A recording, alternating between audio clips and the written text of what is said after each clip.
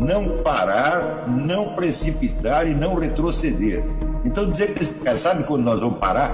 Nunca. Nunca na sua porca vida. Né?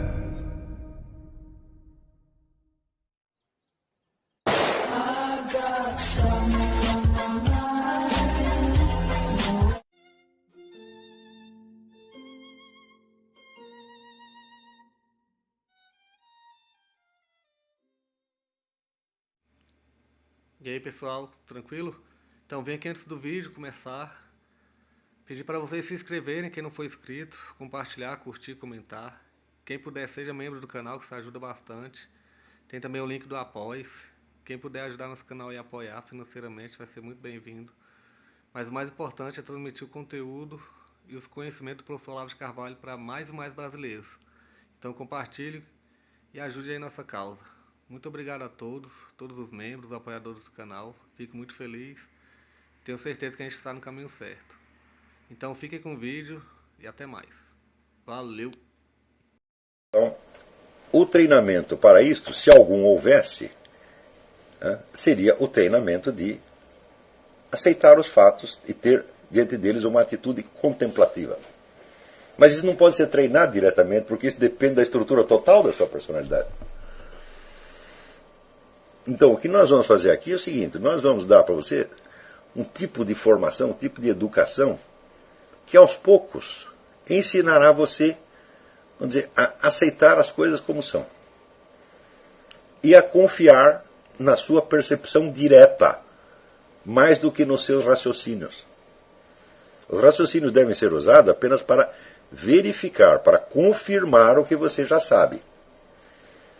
Mas o saber efetivo não é uma coisa que é criada na sua mente através do raciocínio construtivo. O saber é percepção da realidade. Ele é uma reação efetiva de um sujeito vivente, presente, real, a uma situação vivente, presente, real. Está entendendo?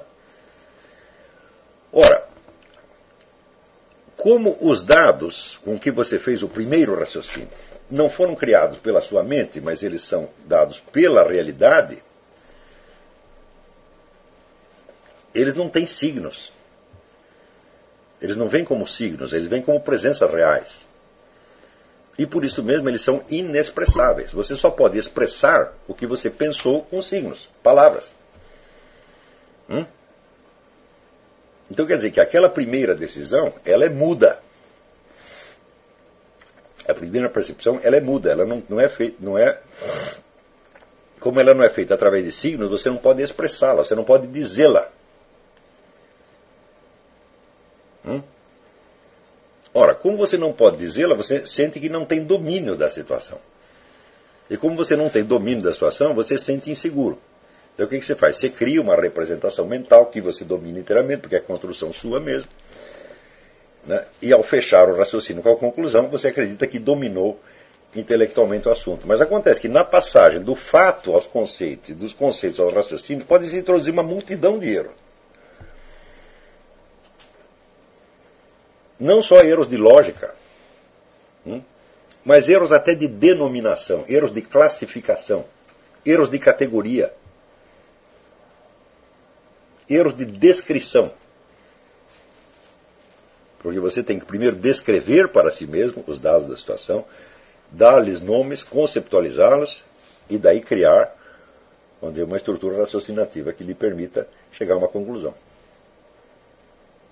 A possibilidade de erro aí é imensa.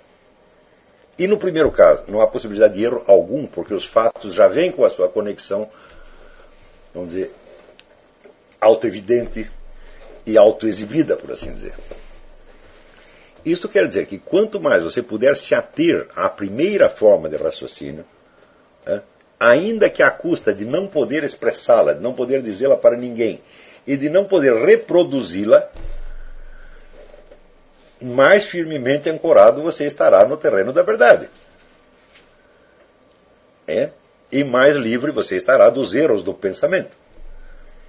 Naquele ditado de pensar morrer um burro, é verdade. Quer dizer, os erros todos, vamos dizer, não vêm da percepção, eles vêm do pensamento. Claro que a percepção pode errar também, mas a possibilidade de erro ali é muito menor. Você vê assim,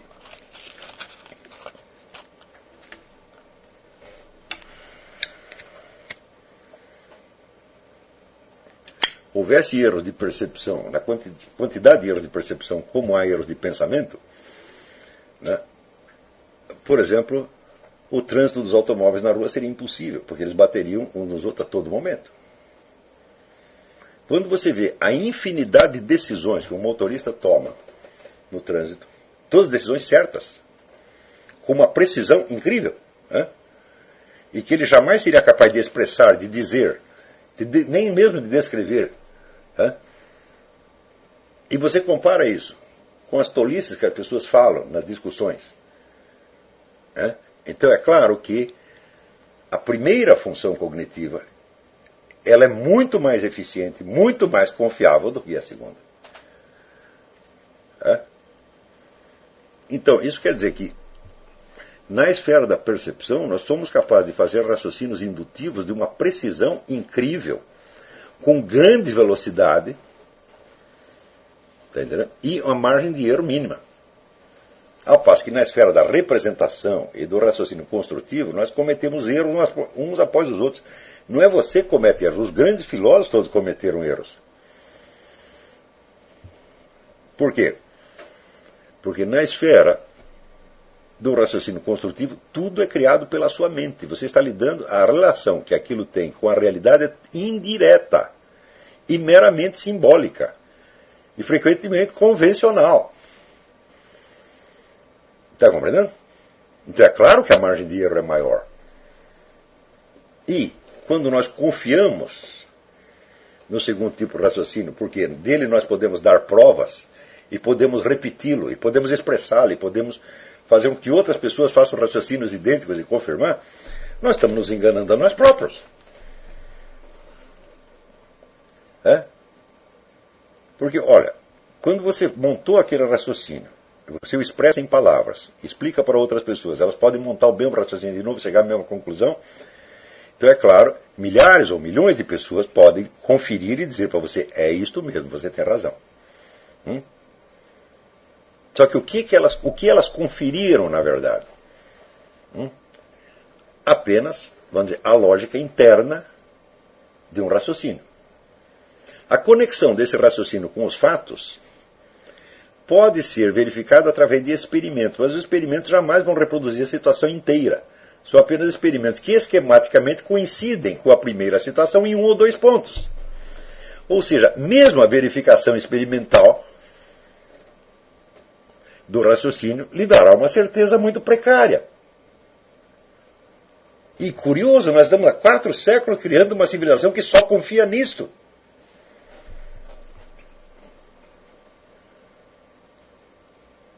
Veja, por exemplo, se você viu um sujeito dar uma facada no outro, só tinha você ali presente.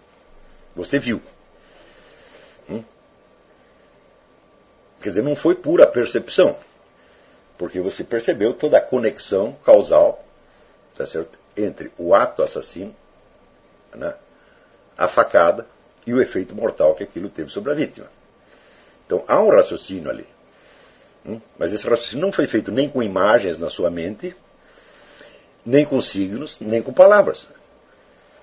Foi feito diretamente com os fatos que você estava percebendo. Ou seja, era a lógica interna dos fatos que está se mostrando para você.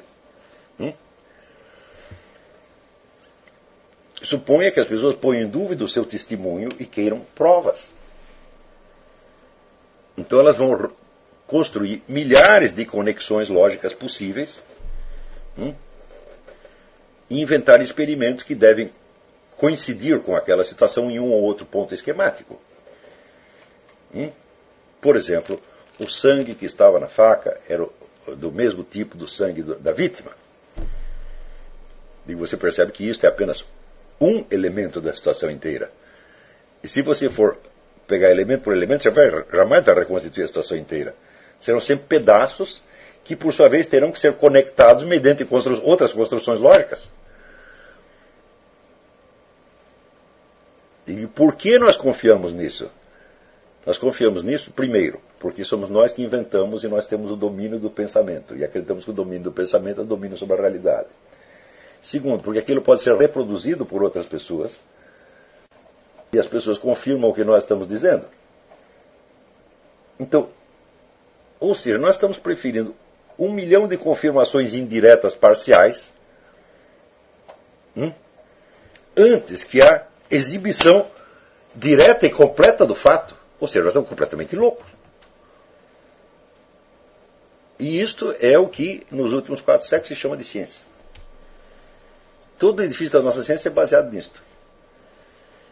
Primeiro, a confiabilidade maior do indireto sobre a da construção indireta sobre a percepção direta. Segundo, a confiabilidade do testemunho coletivo daqueles que fazem o mesmo raciocínio que você e confirmam e, no máximo, conseguem verificar experimentalmente um ou outro ponto de coincidência entre o seu raciocínio e o fato. Bom, isto é assim porque toda esta atividade científica é uma atividade social onde o que se busca é a confiabilidade coletiva de certas coisas. Agora, se nós não estamos buscando confiabilidade coletiva, se nós não estamos fazendo questão de que todo mundo acredite em nós, mas nós estamos interessados em obter o conhecimento para nós mesmos, então é claro que é a primeira modalidade de conhecimento que deve nos interessar. Ela pode te dar a certeza total e absoluta, mas você não vai poder, dificilmente você vai poder transpor esta certeza de tal modo que ela se torne confiável para outras pessoas. Está compreendendo? Então, todo o esforço da filosofia, pelo menos na Grécia, foi a de habilitar as pessoas a perceber a realidade. E, para Aristóteles, que foi o sujeito que codificou a lógica pela primeira vez, ele sabia perfeitamente que de tudo que fora percebido na esfera dos fatos, só uma parte mínima era transposta na demonstração lógica. E ele sabia perfeitamente a diferença entre a conexão lógica entre conceitos e a conexão fática entre entes e dados da realidade. Ora, note bem que o processo, aquela percepção que o sujeito teve depois da 10ª jogada,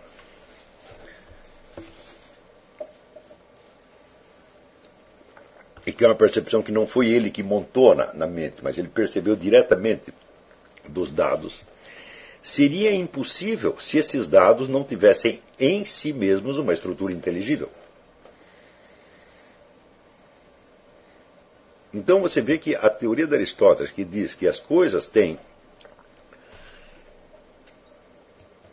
uma forma inteligível, é inteiramente certa. Mas nós não podemos... Veja, quando nós criamos um conceito, nós estamos tentando traduzir em palavras algo do que nós percebemos da forma inteligível dos objetos. Mas o conceito continua sendo apenas um conceito, quer dizer, uma criação da nossa mente. Ele não é uma apresentação, ele não reproduz o objeto, ele o representa. Representa quer dizer, o objeto está ausente agora. Ora, os conceitos são evidentemente inteligíveis. Tá certo? São inteligíveis para nós porque fomos nós mesmos que os criamos. Eles são, por assim dizer, translúcidos. Mas uma certeza que você obtém a partir de um raciocínio que você montou com esses conceitos continua sendo apenas uma certeza lógica, ou seja, a certeza da conexão entre conceitos. A ligação entre esses conceitos e a realidade continua problemática. Tanto que é preciso a ciência experimental para fazer o quê? Fazer com que ver se a ordem lógica que você colocou nos conceitos toca a ordem dos fatos em alguns pontos seletos. Porém, no caso da primeira apreensão, Foi a própria forma inteligível dos objetos que se revelou a você na sua plenitude. E se apresentou, vamos dizer, de modo imediato. Então,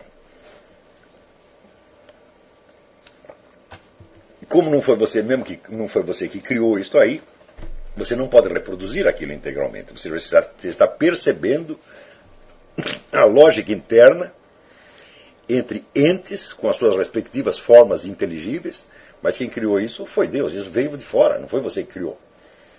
Eu digo, mas este é o domínio da verdade. A verdade é a conexão entre as formas inteligíveis dos seres em si mesmos. O resto é só pensamento. O pensamento pode tocar a verdade em certos pontos, mas ele não pode ser a verdade.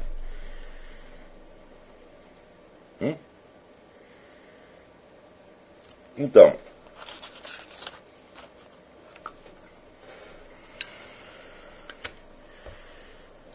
quando você estuda para ser um cientista ou ser um filósofo, o que você está fazendo? Você está desenvolvendo conhecimento de maneira alguma. Você está desenvolvendo uma linguagem que lhe permite falar com outras pessoas do seu grêmio e obter delas a confirmação do que você está dizendo. E o objeto, o assunto, as coisas mesmas, estão completamente ausentes disso aí. Você vê, quando você se forma, por exemplo, você recebe o seu diploma de mineralogia, não tem nenhuma pedra ali presente. Só tem o grêmio dos mineralogistas, o reitor da universidade, etc, etc. Ou seja, você está se movendo não no terreno da relação com os objetos da sua ciência, mas no terreno das relações humanas. No terreno, portanto, da subjetividade coletiva. O terreno intersubjetivo, não no objetivo. Está compreendendo? A relação objetiva com a realidade é pessoal e intransferível e muda. É na hora em que o mineralogista pega a pedra e olha e ela revela para ele a sua estrutura, portanto a sua composição e portanto algo da sua origem, da sua história. Nesta hora que existe o conhecimento.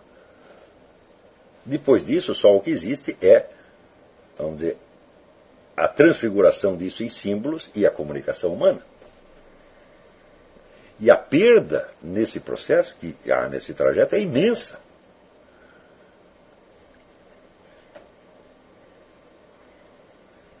Então, muitos anos atrás, eu tive que colocar esse problema para mim mesmo. Eu digo, eu quero o conhecimento ou a comunicação. Eu quero saber o que as coisas são mesmo,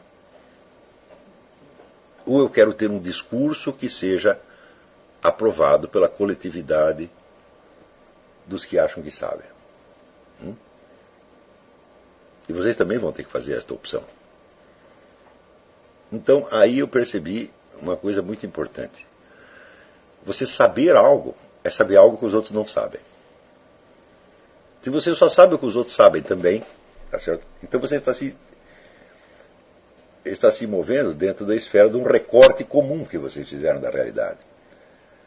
Mas quando você está em face da própria realidade, que não foi você que criou, que não é você que domina, e dentro da qual você está, tá certo? Você está ao mesmo tempo diante dela e dentro dela, é ali que se dá o momento do conhecimento. No momento da percepção da realidade. A transformação disso em linguagem humana é um processo altamente complexo e falível. Então eu tive que decidir isso aí. Falar, mas daí eu vou perceber um monte de coisas, e vou perceber coisa com uma evidência incrível, e não vou poder dizer para ninguém, porque eu não vou conseguir provar nada do que eu estou falando. Bom, você tem que escolher. Você pode provar uma parte mínima. Tá certo? Mas, digamos, a testemunha de um crime, ela não tem que provar nada, porque ela é a prova. Então, esse conhecimento do testemunho direto é dele que se constitui a substância da filosofia. Está compreendendo? E é por isso que um livro de filosofia jamais diz tudo o que tem de dizer. E é por isso que eu sugeri a vocês aquele exercício, vamos dizer, da leitura lenta, de você complementar imaginariamente, tá certo? Até que os fatos mesmos da experiência da onde o filósofo arrancou suas ideias apareçam para você. Com o tempo você pode desenvolver uma habilidade muito grande de retornar dos textos à experiência, tá certo? E isso certamente o ajudará a você a fazer o processo contrário, que é você ir da sua experiência real até a expressão culturalmente eficiente. Tá certo? Mas você conseguir expressar a coisa de uma maneira culturalmente eficiente não quer dizer que você vai poder prová-la. Agora, você quer o conhecimento ou você quer a prova?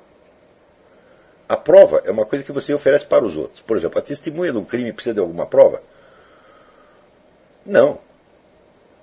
Ela tem o conhecimento direto. Ora, anos atrás eu escrevi uma apostila chamada Inteligência e Verdade, Inteligência, Verdade e Certeza, na qual eu lembrava os componentes da ideia pura de ciência, tal como descritos por Edmund Husserl no seu livro Filosofia Primeira. Né? Em que ele dizia, a primeira condição é que exista um negócio chamado evidência. A evidência é a percepção direta de alguma coisa. Como, por exemplo, eu percebo que eu estou falando para vocês neste momento. Eu percebo que eu estou aqui. Se não existisse a evidência, todos os pensamentos seriam duvidosos.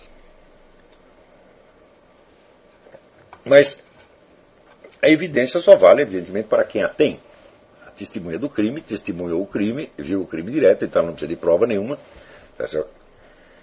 E ela pode ser usada como um dos elementos de prova.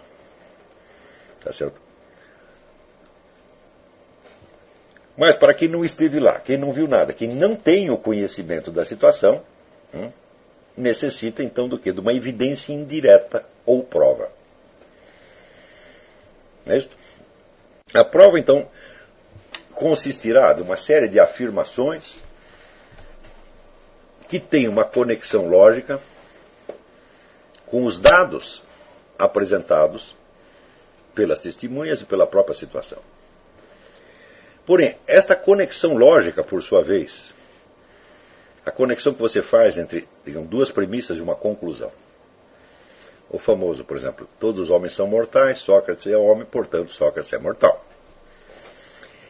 Esta conexão, por sua vez, é uma conexão de tipo lógico ou de tipo evidente? Se fosse uma conexão apenas de tipo lógico, portanto indireta, precisaria outra prova e outra prova e outra prova, e assim por diante, indefinidamente.